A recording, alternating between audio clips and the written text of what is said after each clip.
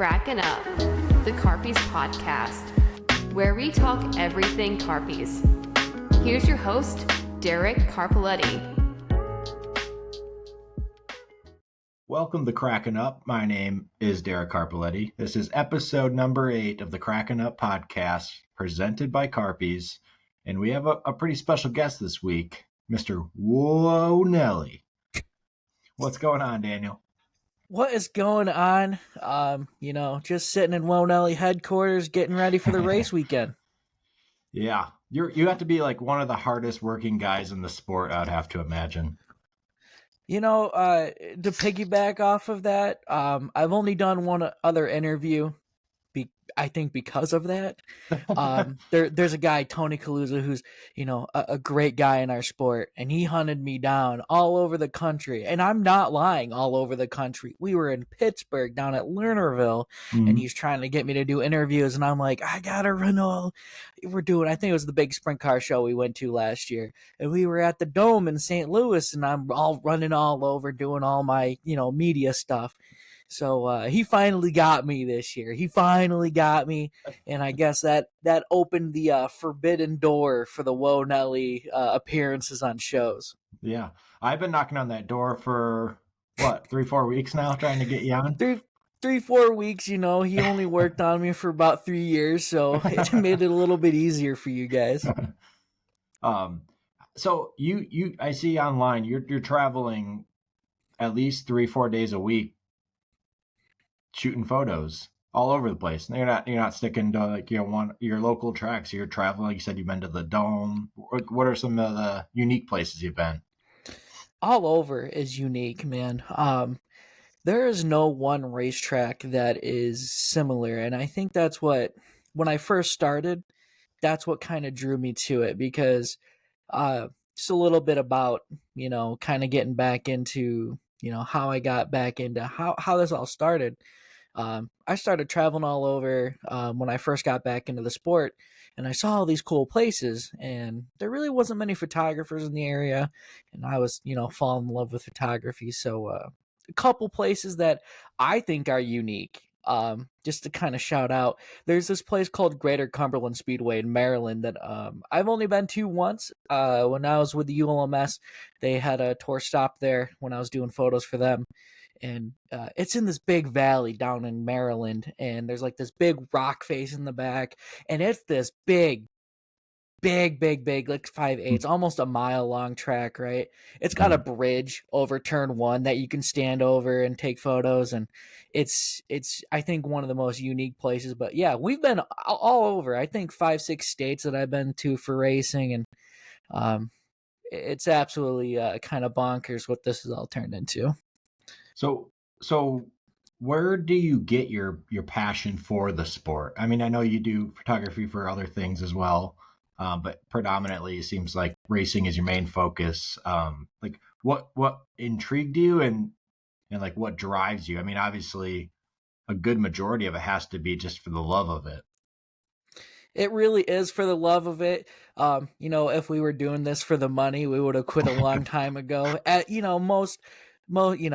The top 5% of people that actually do, this, the art side of things, really, whether it's like the journalism side, not just me, but most of the people who make your local tracks run do this out of passion. And that's really what it's for. It's for the passion for not only the community, the sport itself. There are some cool benefits, once you finally get in there and get going. But, honestly, it's really just for the people and the passion for the sport, and seeing this in our region especially. I've been traveling. I've traveled all over, and I still do travel all over, but I still come back here to our region. I always tell people about my unhealthy love addiction to this area, whether it be the racing culture, whether it be all our great restaurants back home. In Olean, I moved out of there a couple months ago, but whether it be that, the people, it's just for the love of the game, man. those long nights, I come home from the track, you upload photos, you get stuff up, because, if you're not posted before the morning when everybody wakes up to see, hey, what happened last night, you're already late. And, and it's kind of cool to wake up to your Facebook absolutely blowing up with people resharing your stuff, likes, or the occasional couple pissed off people that you get along the way. That's my favorite, waking up to the pissed off people. Oh yeah, you didn't get 25 pictures of my car last night. Oh my god, this is the end of the world. Sorry guys,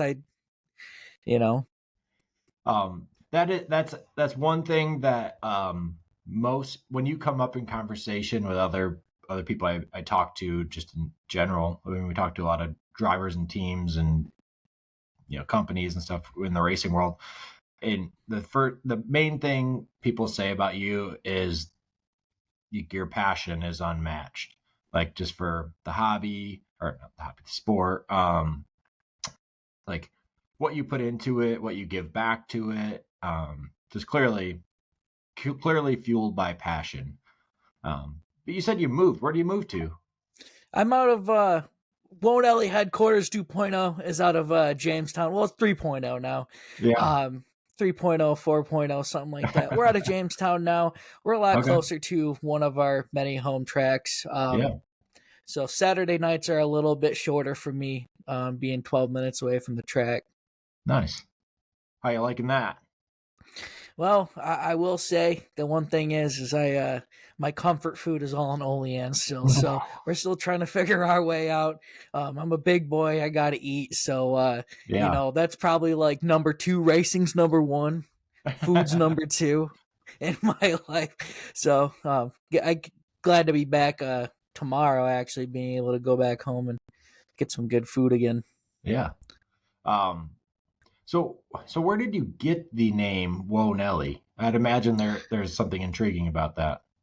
Oh, yeah. Well, so a lot of folks, like photography-wise, are insert name photography. And I'm not trying to say, hey, that's not a bad name.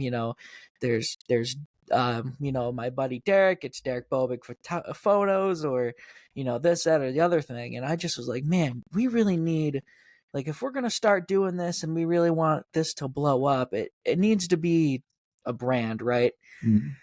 Thinking, and my grandfather always said, like, this, Woah Nellie, would be in the in his truck or whatever and need to stop quick or whatever it was. And I'm like, well, that's cool. And you want to know what's funny is, just this year, I met another Woah Nellie Productions, but it's spelled differently. So, oh, really? I guess... I'm hoping I got beat him to the punch, but I guess I wasn't too original when I made that either.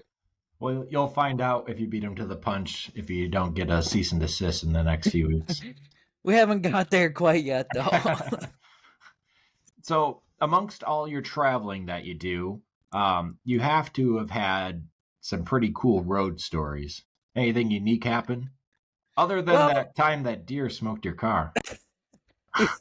I've had a couple deer smoke my cars. I mean, I always like to say my back in my day stories, So when I was traveling with ULMS back when I first started and started making a name for myself, I used to sleep in the back of that tiny little car that met its fate with the deer. So that was cool, living on the road, sleeping in the back of my car, which I don't know how I made that happen. I probably took years off my back in its lifespan, showering at truck stops, almost dying some places that I hope we get cell phone service out here. It's just, just those kind of stories.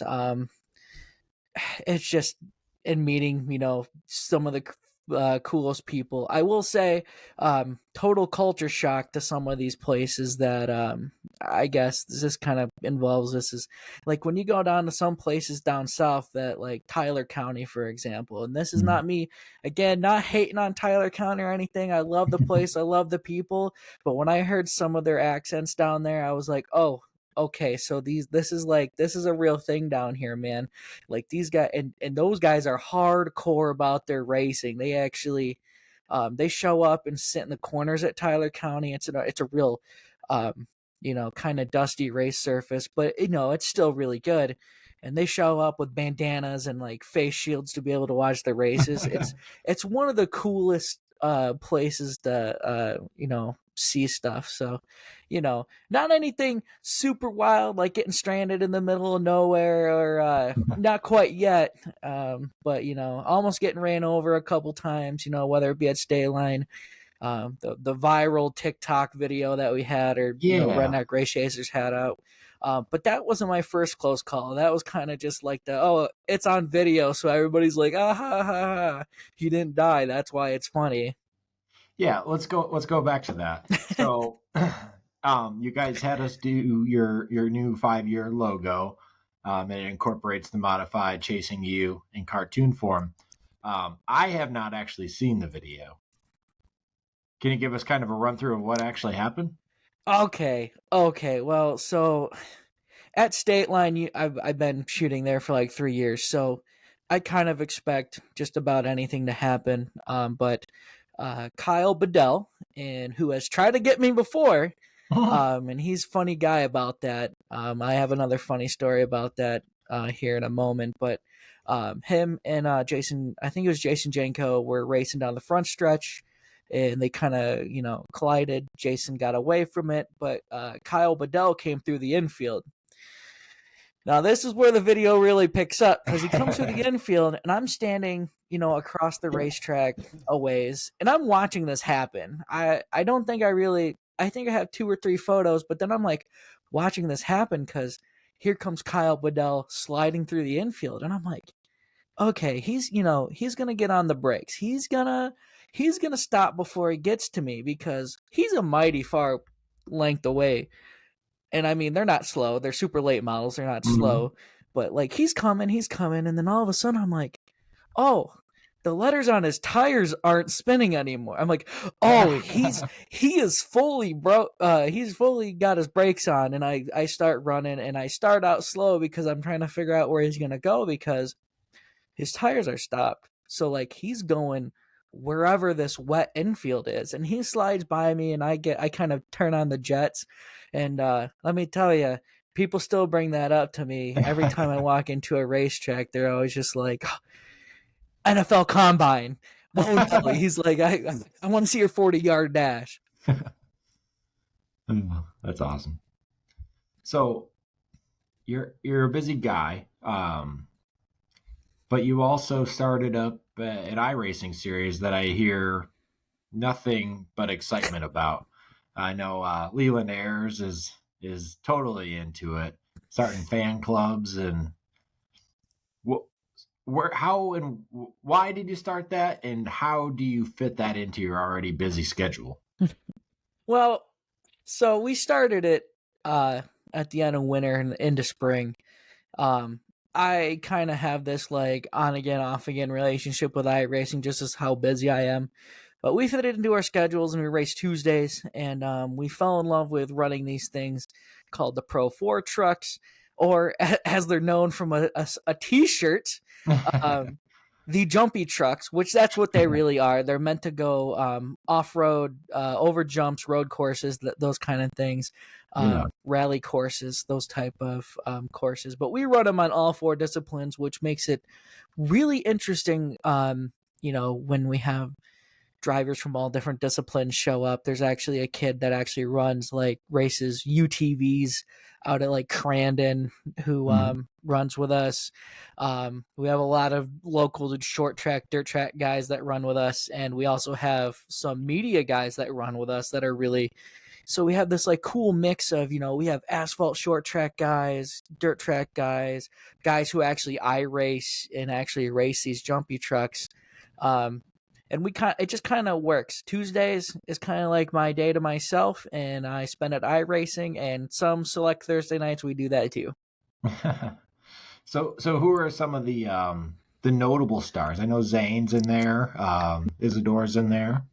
Who else we got? Zane and Jesse are the stars. They are the I think if you would say who are your franchise guys, Zane and Jesse are definitely the 2 guys that you could see battling. we have another guy, Dave Bodio. He runs a sprint car in real life, and I'm not 100% sure where he's actually located out of. Feel like a bad friend here, but I just met him this year during the iRacing League. But he actually, I do believe, was involved in some Pro 4 iRacing truck, like Pro Series stuff. We have Brody Duscher, who does run the UTVs in real life. Dustin Gibson, he has a pro stock. I run it. Henry or he is actually a media guy for Spire Motorsports. Oh, so cool. that's really cool to hear all of his stories from the weekend when, we were making fun of him during the All-Star race when he was sitting there floating on a raft in the middle of North Wilkesboro. And some couple guys down south that I know, Jason Fanton, who's the son of Ike Fanton, who's on our podcast. He's pretty good. Jesse Dunaway, Caleb Boatwright, and a lot of other guys that come in and out. Zach Anthony, another local photographer, he shows up. Mason Lobb shows up. He runs UMP Mod. Just a lot of guys that people might know from just, whether they're from down south or up here. See some guys. Yeah, it's cool. It's kind of like a little IROC series of its own. You got a unique discipline, but you bring in people from other different disciplines. And yeah, I've watched some of the clips that you sent me. It definitely looks like a good time. I wish if I had the time to get back into iRacing, I would totally do that.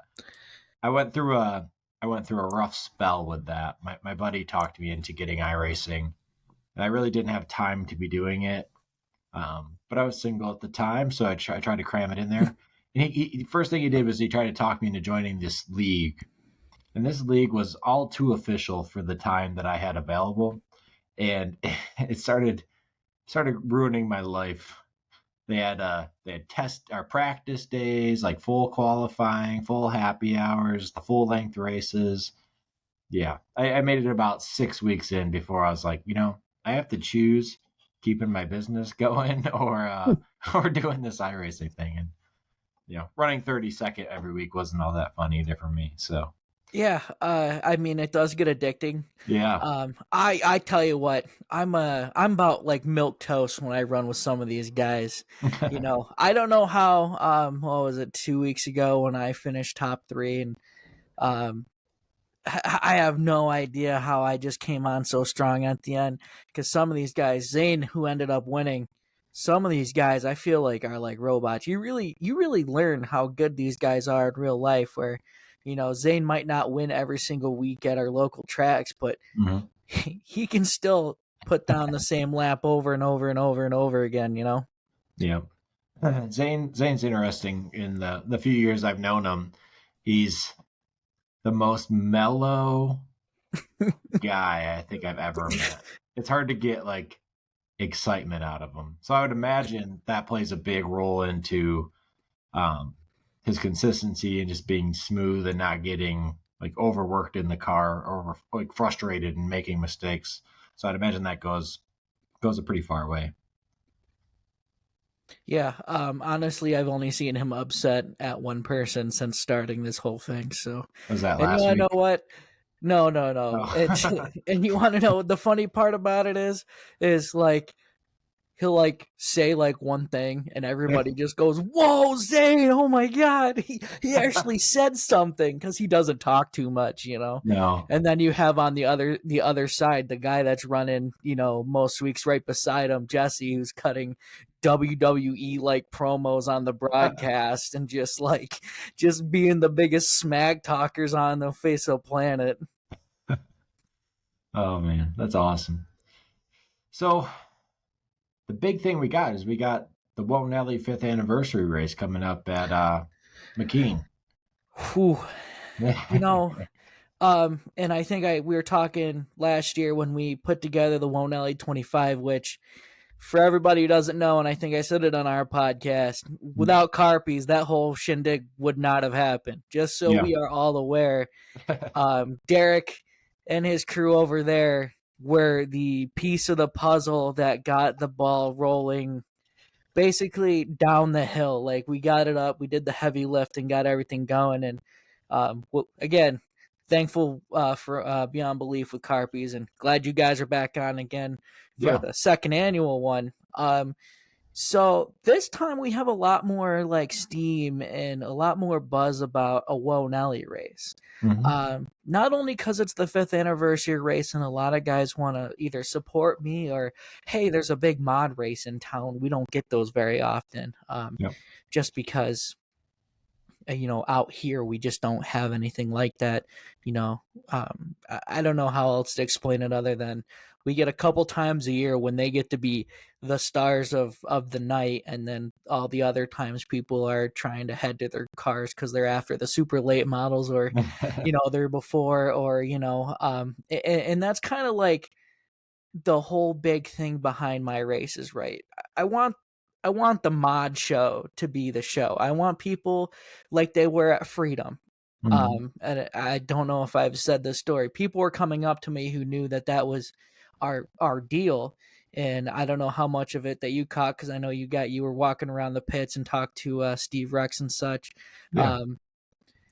People were coming up to us afterwards saying, "Whoa, I didn't realize how cool these things were," and that was a step in the right direction. And coming up for here in a couple weeks at McKee, some fantastic guys. We had 19 show up to Freedom, which is a bit of a haul for 95% of these guys. Most of them are on the PA, Ohio, New York border area, because that's really where they run. We are looking at a potential. I was talking to Kurt and Bonnie, who run McKee, the other day, Evie was, and I said, "Hey, can you warn them that we might have upwards of 30 cars in the pits?" And Bonnie, I guess, said, "Whoa, that's a lot of cars." So there's definitely some hype. There's some really big names, and there's a couple that we have yet to announce that I think will drum up some interest. Let's announce them here. Oh, you got to look at the Facebook page. But I think some of the big ones, seeing guys like Bud Watson, who's out of Ohio, come out and make the trip. Eric Reinwald, who started outside the pole. We just announced him today. When's this going live? I should have it up Sunday. Okay, well, we've already announced it by then. Rich Michaels Jr., who is probably, not to take a term from watching wrestling too much lately, but maybe the final boss in mods in this area. He's kind of done it all when it comes to that the UMP, IMCA / E-mod stuff. We don't get to see him very much anymore because he's down at Ohio Valley running his track down there. Yeah. Which it's exciting. There's a couple guys that are on the fence, but those are some guys to watch. Dennis Longer coming into town, first Woah Nellie race. He didn't make it to Freedom. And still working on some guys here and there, picking it up. Yeah, we just started actually doing hats for Ohio Valley Raceway. So that's pretty cool. Excited to see him in our neck of the woods. We don't get to see him up here very often, and I think he'll be at State Line that Saturday, kind of pairing that weekend of big mod shows. We get to kick it off, and just like you did on our podcast, you guys did the hat sponsors. I got the Caden Bush cap on today. Yeah. Best hats in the business. Buy yours today. We will. We're gonna give Carpies, however they want to do it, 4 grandstand tickets to give away. Part of our deal with sponsoring race at McKee is we get a couple cool. Sorry. we get a couple cool things that we're gonna be able to do. We're gonna definitely give away some tickets to people that make all our stuff happen, but and our supporters. But definitely gonna give Carpy some good PR here. Yeah. We'll come up with something cool. So I would say watch our social media Monday or Tuesday. I don't know what date that is. 3rd, 4th, somewhere in there.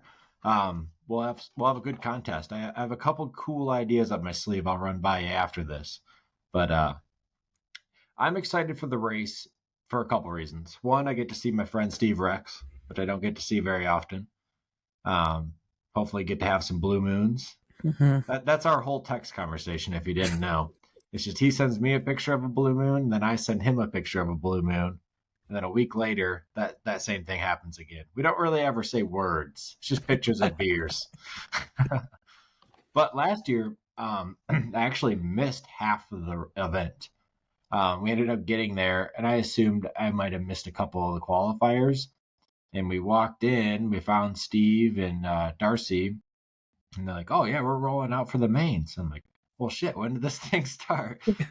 So this year, I'm going to make more of an effort to get there before it starts instead of as it's ending, and get more coverage from our social media side. So hopefully, get more eyes on it even more for next year, and help grow whatever we can help with. I mean, you already have everyone, anyways, but maybe we have a few eyes that you don't have that we can draw it for next year. I mean, last year's event seemed like a pretty awesome, well put together event, and the race itself was pretty exciting. So I'm looking forward to it. I did have one question for you. So your events have been modified races. I'm assuming mods are your cup of tea. Yeah, so the UMP modifieds are like it's the class that I don't know how it really started, why I gravitated to them, because I got into this with super late models, and that's what I wanted to take photos of. I traveled with the ULMS, and super like late models were my thing. And Yeah. still, some of my first people that were Woah Nellie Production guys were late model guys, and I still have a big spot in my heart for that. But the absolute balls that you have to run a UMP modified, I think makes it interesting. And I don't mean this to like scare people away from them. I think they have to be the most hard to drive piles of crap vehicle that anybody has ever come with. They're basically like a toaster with like tiny little Hot Wheel tires, right? So I'm not a car guy. I am awful when it comes to like it's funny. You should see some of my messages to some of the mod drivers, because I'm like, hey, they're asking me questions about like what do we need to tech and stuff, and I'm like, I don't know anything about anything. They have these little tiny tires. Anybody who's coming to the race at McKee, or if you come to State Line or whatever, pay attention to how these mods are built. They have like no downforce. They don't really run a spoiler. They have a 3-inch spoiler. So there's really nothing keeping them down in the back. So they're already squirrely. They have an open motor. So these guys are pushing, I don't know, 5 bajillion horsepower or whatever. Whatever people are complaining about NASCAR not having, we have it, dude. We have all the power. And then where it gets really interesting is that they have a 9-inch tire. So like they have to figure out how to put all this power down. They have all the power in the world, and they have to put it down on these little tiny tires and get them to turn. I can't even drive one in iRacing. I can't get it to turn in a video game. How do these guys do it in real life? I have no idea. And I've seen some absolute banger mod races. And we have probably some of the most talented fields in the area in the mod class right now. When that's the thing I'll say, June 13th, they're going to see at least 10 to 15 guys that could roll into the pits and win the race. And that is going to be the most interesting factor about how that all shakes down. Yeah, I'm excited for it. And I'm also excited to give away some tickets. So everybody keep an eye on our social channels, probably the Woah Nellie page. I'm sure he'll be sharing it. So we'll see everybody at McKee. What do you say? It was the 13th, right? 14th? June 13th. It's a Thursday night. I'm horrible with dates. It's so we're very conscious about making sure we don't step on anybody's toes. So we scheduled when no one else was running, and I think it's going to pay off with how many of these guys are going to roll in the pits. Yeah. It's going to be awesome. Well, I appreciate your time, buddy, and we'll be seeing you in a few weeks. We got a big check to give out, so looking forward to it. We'll be seeing you tomorrow to pick up the check. Yeah. Cool. Sounds good, brother. Talk to you soon. All right, see ya. Later.